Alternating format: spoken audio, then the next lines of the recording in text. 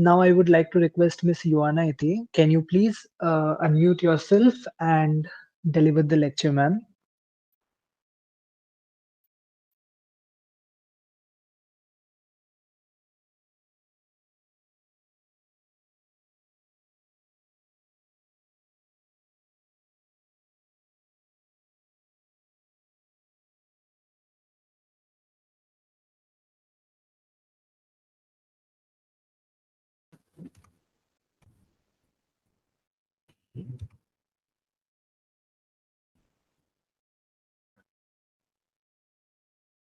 Okay, hi everyone, and welcome again to today's webinar.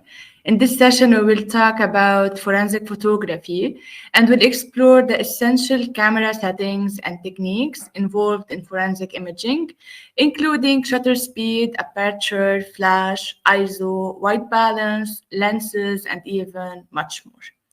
So let's get started. Where is it? Okay. So can you see the slide?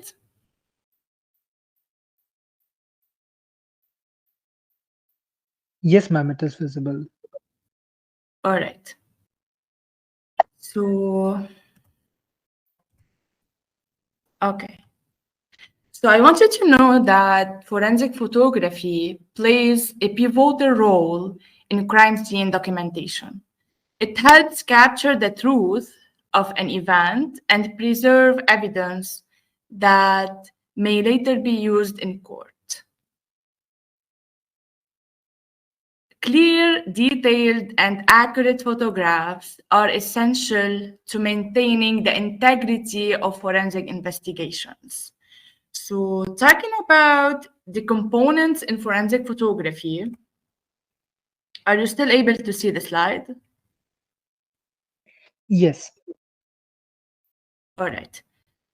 So, talking about the components in forensic photography, now we will cover several camera settings that influence forensic photography, understanding how to control settings like shutter speed, aperture, and ISO, as well as selecting the right lenses and using proper white balance and flash techniques is vital in producing high quality and useful forensic images.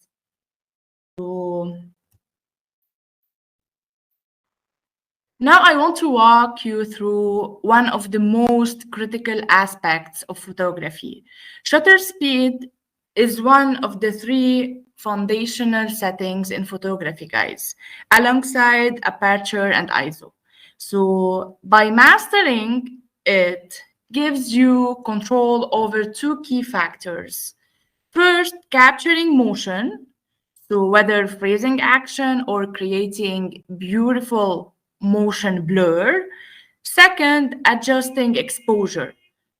So how light or dark your image appears. Let's break it down step by step so you can fully grasp its importance and how to use it effectively. So again, shutter speed, guys, refers to the amount of time your camera's shutter maintains or remains open, exposing light to the camera sensor specifically. So when you press the shutter speed, the shutter release button, the shutter mechanism opens, allowing light to hit the sensor and then quickly closes to stop the light. Modern DSLR and mirrorless cameras use two shutter curtains. The first curtain opens to let light in. The second curtain closes to block the light. This process is what determines the length of exposure, which is measured in fractions of a second.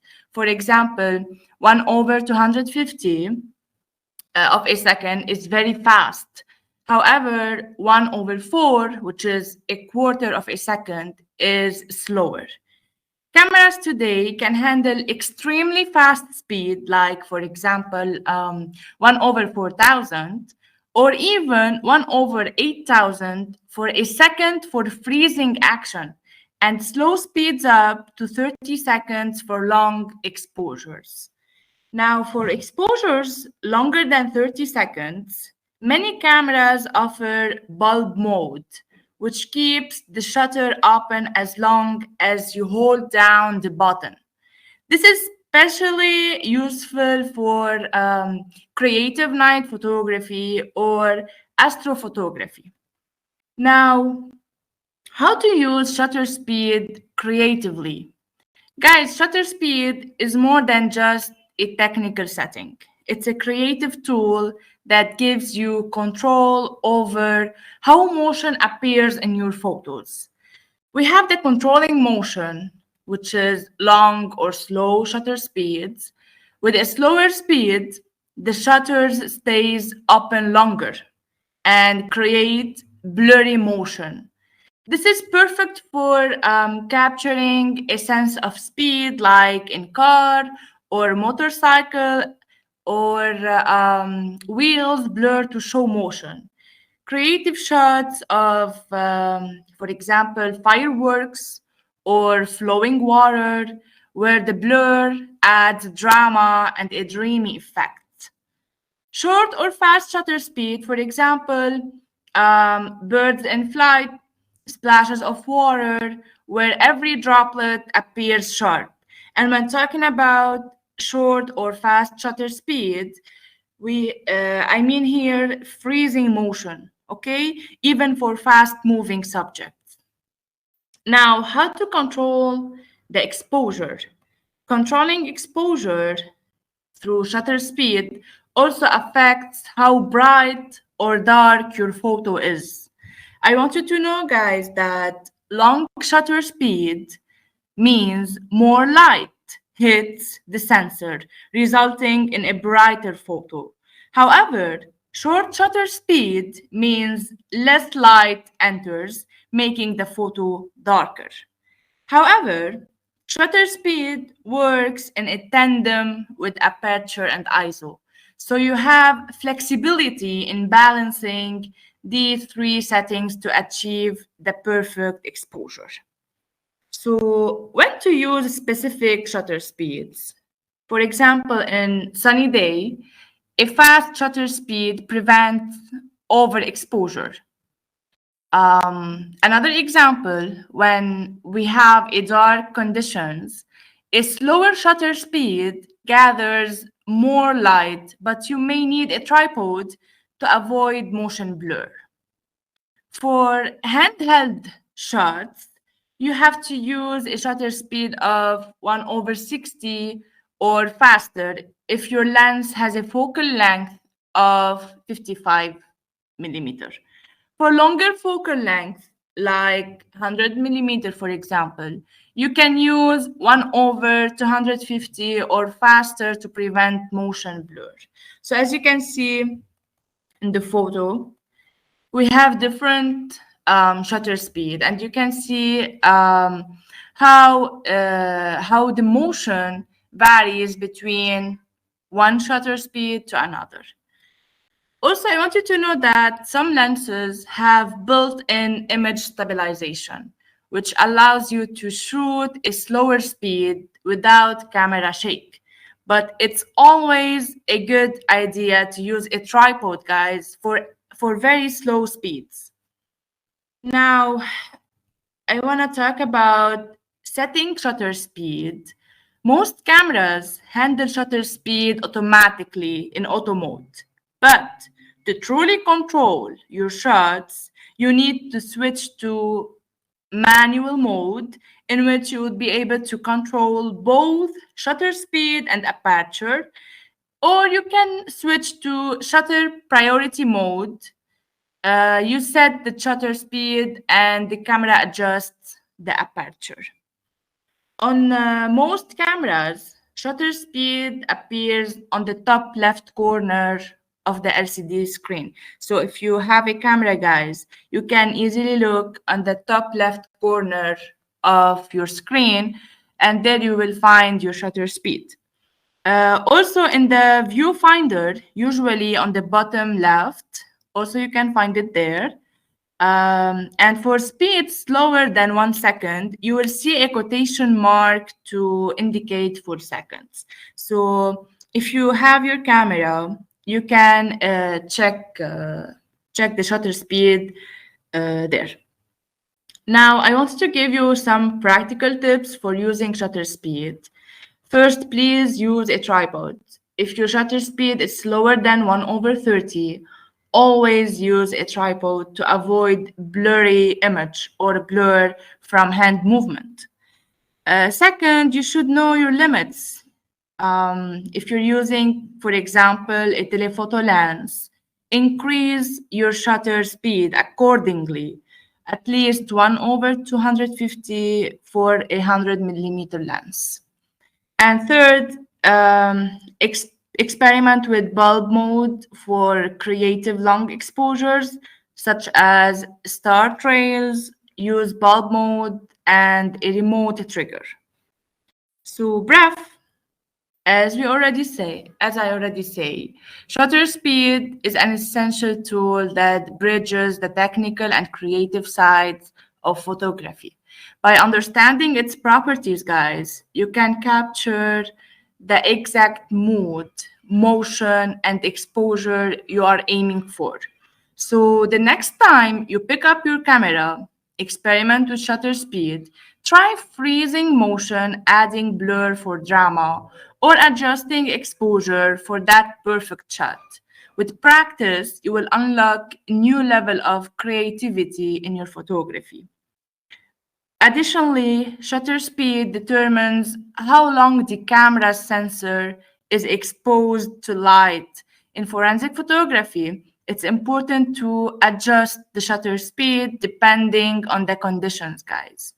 So preferably to use the manual mode because you can choose which shutter speed or the appropriate shutter speed, ISO, and other things.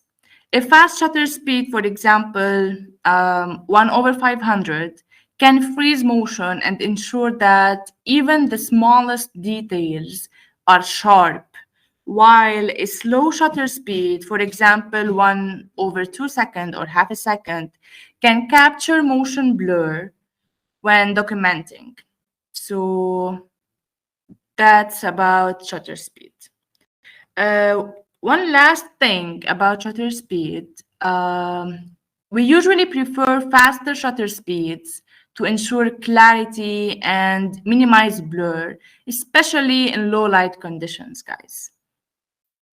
Now, moving forward, we're going to talk about aperture.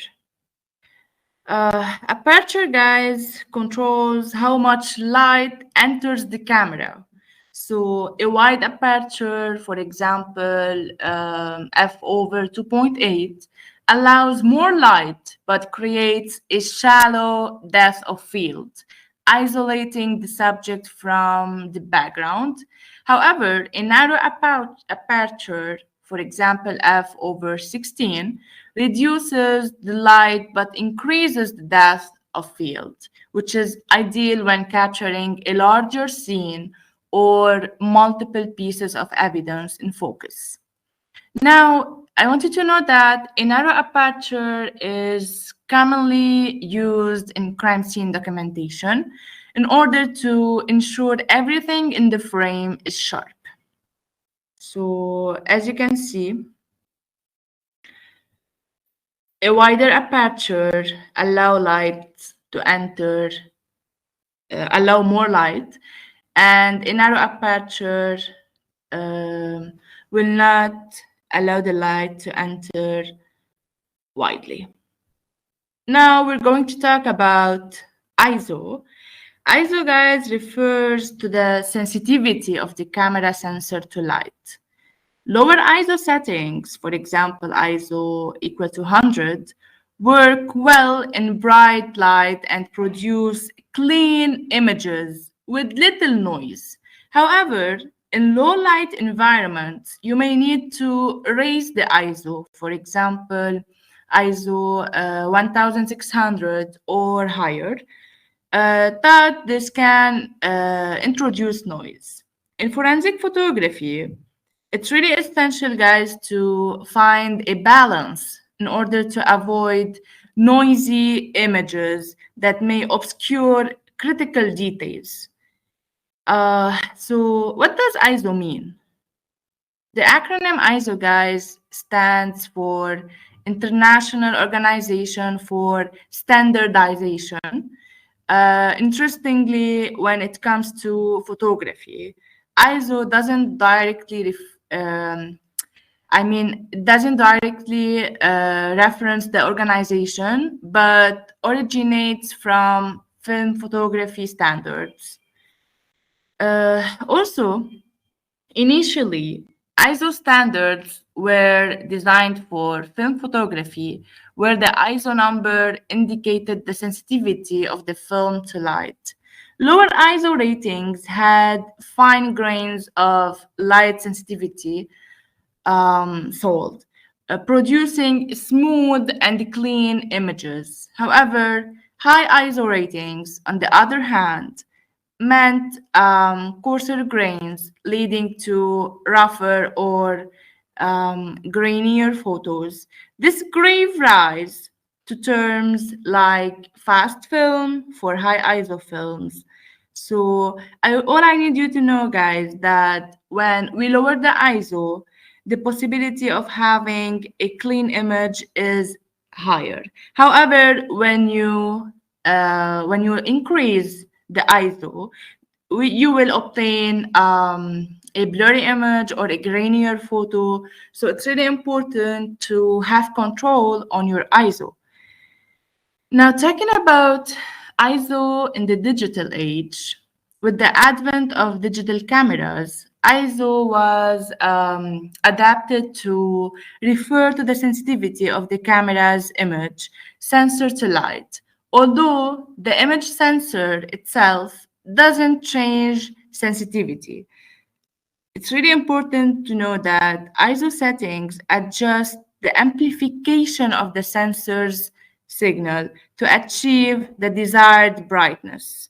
Again, low ISO settings, for example, ISO 100, the sensor is less sensitive to light, resulting in smoother image with minimal noise. However, high ISO setting, for example, ISO equal to 6400, the sensor becomes more sensitive, requiring high amplification, which introduces digital noise, random colors, or even grain that degrade image quality.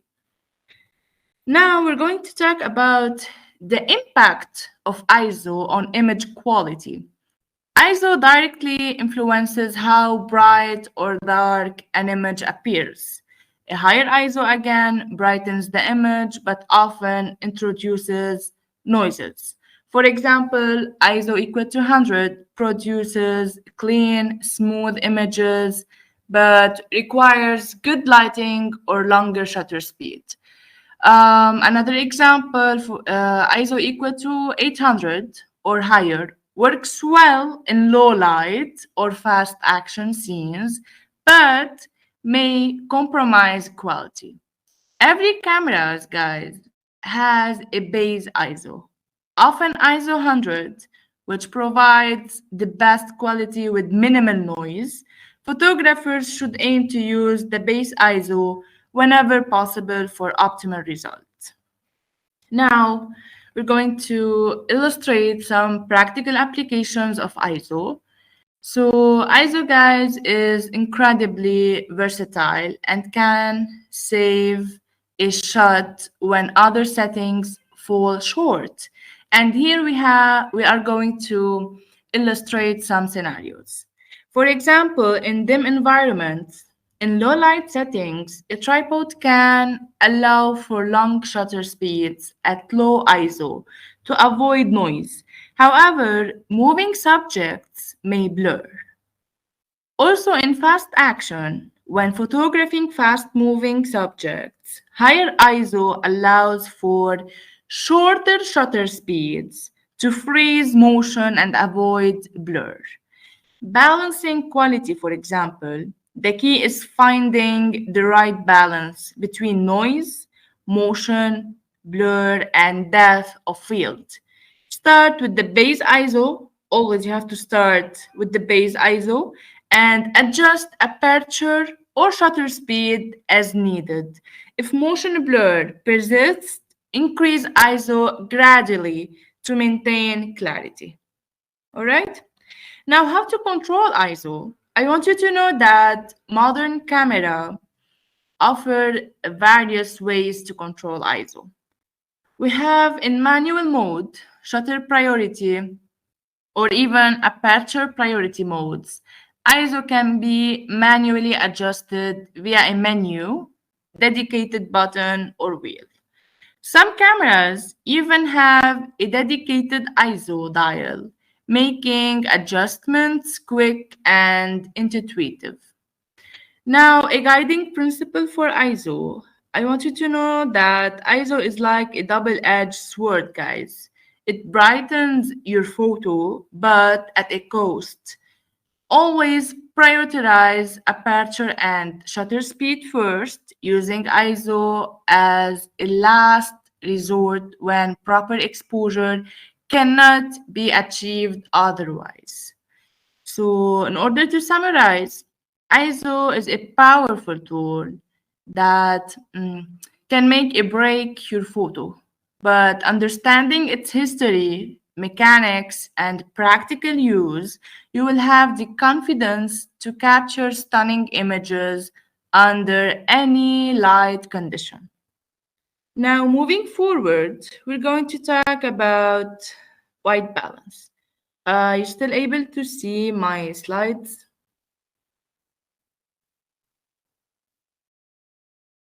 Can you hear me? Yes. Okay, great. Now we're going to talk about white balance. White balance, guys, ensures that white objects appear neutral under different lighting conditions. So, adjusting the white balance helps maintain the true color of evidence, such as bloodstains or fingerprint or any other evidence. So, forensic photographers must set the white balance based on the lighting conditions, and this is really important. So, whether under daylight, fluorescent, or even artificial lighting, in order to ensure accurate color reproduction in very shot. Okay? And also, you can find the white balance in the settings of the camera. Now, moving forward, we're going to talk about something very important, which is the lenses.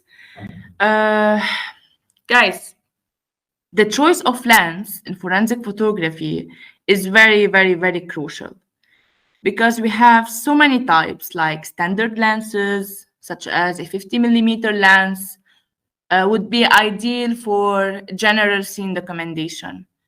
However, macro lenses, on the other hand, allows us to capture detailed close-ups of small pieces of evidence like fingerprints, fibers, sometimes bullet casings, and so many other type or tiny evidence.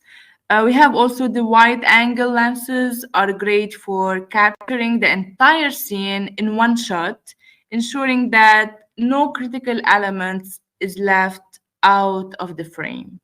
So let's dive into the types of lenses and what makes each one special. I want you to look on the slide number 9. Are you still able to see this slide? Yes, ma'am. All right, great. So we're going to talk about the first type, which is the fisheye or ultra wide angle lenses. I want you to know that, guys, that fisheye um, lens have a focal length between 8 millimeter and 16 millimeter. You will notice the bulging front glass. This creates that unique curve distortion around the edges of the image. It's perfect for when you want a dramatic or almost surreal perspective. The application of the fish lens is usually for architecture, sometimes panoramic landscapes, or even underwater photography. So with a 8 millimeter lens, you can capture a field of view close to 180 degree, making it ideal for creative and expensive shots. Now, moving forward, I'm going to talk about the wide angle lens. So this type of lens range from 16 millimeter to 35 millimeter, offers a broad view with less distortion than a fisheye lens. I use these for professional and forensic photography because they let you guys fit a lot into the frame without sacrificing clarity. The application of wide angle lenses could be in landscaping, architecture, long range, crime scene documentation, with a field of view between 96 degree and 54. So they are perfect for capturing everything happening in a single frame. Now, talking about standard lenses, which have a focal length between 35 millimeter and 70 millimeter, are among the most versatile. They closely mimic what the human eye sees, which is around a 46-degree field of view. On the personal level, I love them because they are flattering for subjects due to minimal distortion. And the large aperture, for example, f over 1.4 or even f over 1.8, let in a lot of light, making them excellent in low light conditions. They also create a beautiful background blur, drawing attention to your subject. They are best used for portraits, nature photography, and low light situations. Now we're going to talk about prime fixed lenses. Our fixed focal length lenses. There is no zooming in or out here, guys. Okay, in this type, there's no zooming in or out. At first, it might seem limiting, but trust me, they are fantastic for image quality and creative control. Its application is with the wide angle shot, 2 millimeter, for example, 24 or even 35 millimeter.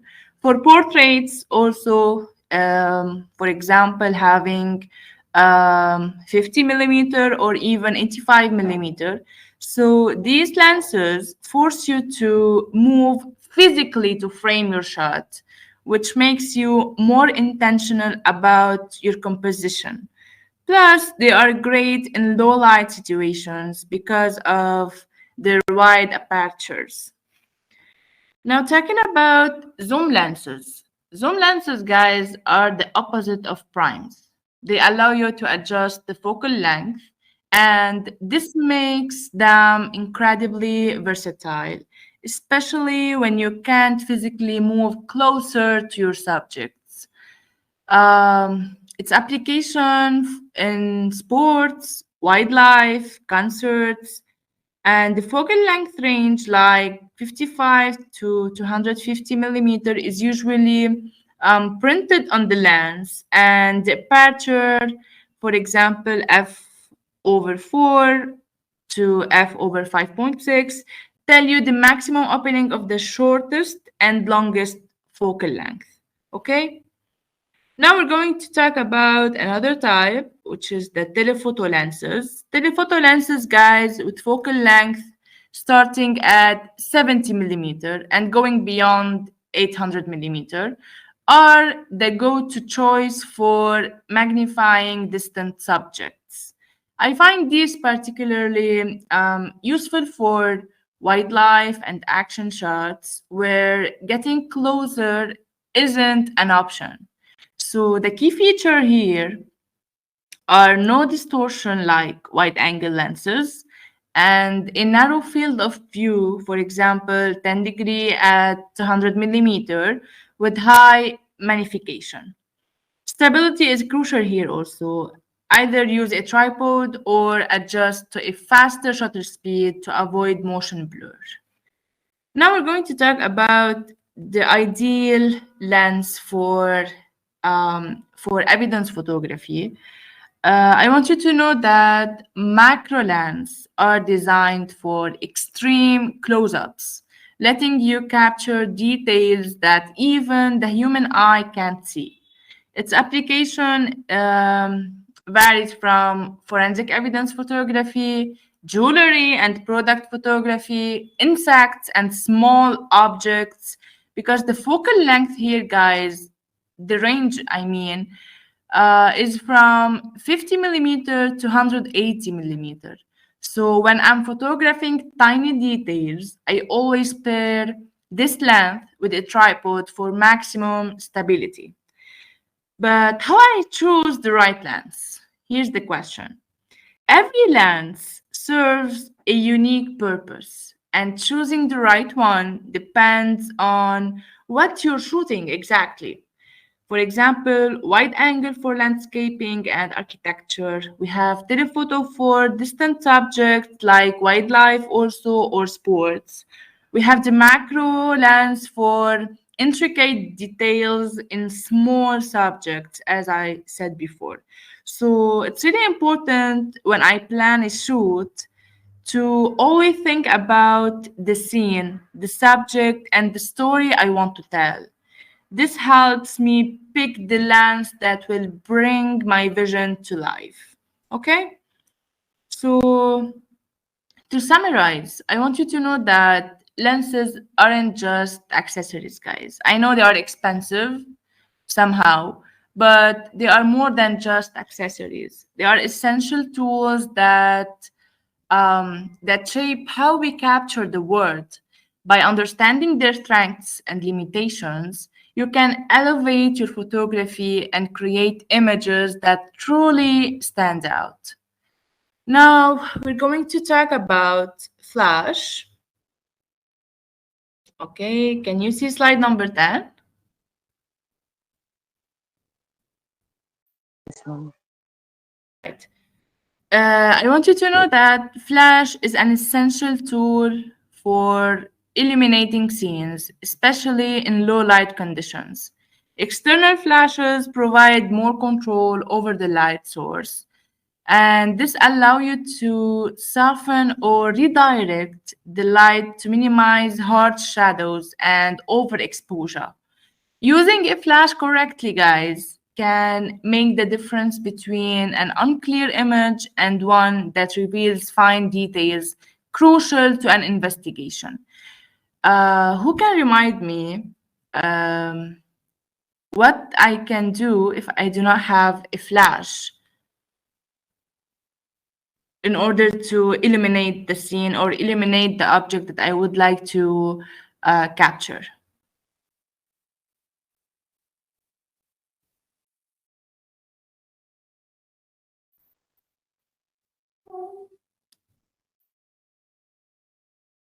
Can you hear me?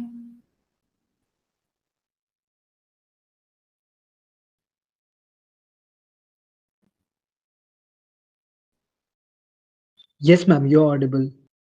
All right, I was asking you, in case I do not have a flash, what can I do? ISO. Exactly, that's it. Absolutely. I can adjust the ISO, and by doing so, I would have or I will receive a better light. Thank you.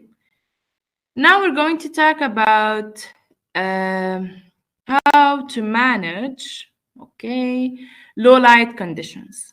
Can you see slide number 11?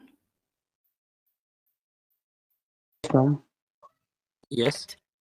So, Forensic photography is often done in dimly lit environments, such as crime scenes at night or inside poorly lit buildings. So, guys, in these situations, one of the main challenges is ensuring that the image is properly exposed and captures enough details. To manage these low light conditions, forensic photographers typically increase the ISO setting.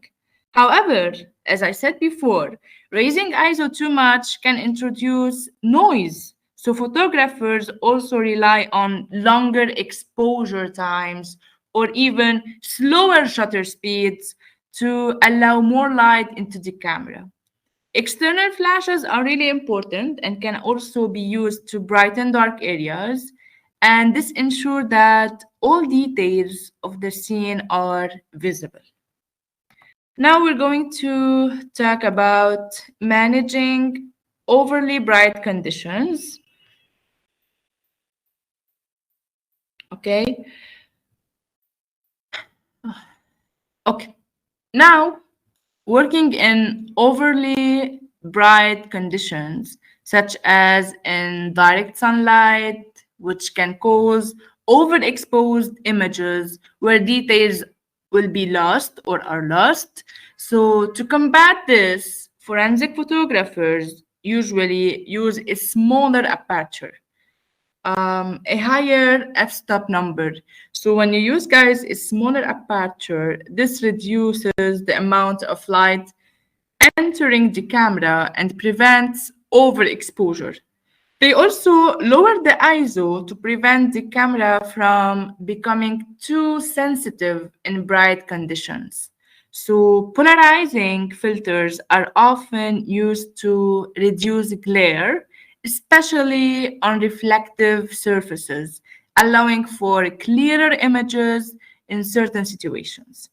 So photographers, guys, use fill flash to balance the exposure between areas in bright light and those in shadow, ensuring every part of the scene is properly illuminated. Now, moving forward, we're going to talk about the importance of the use of placard in forensic photography.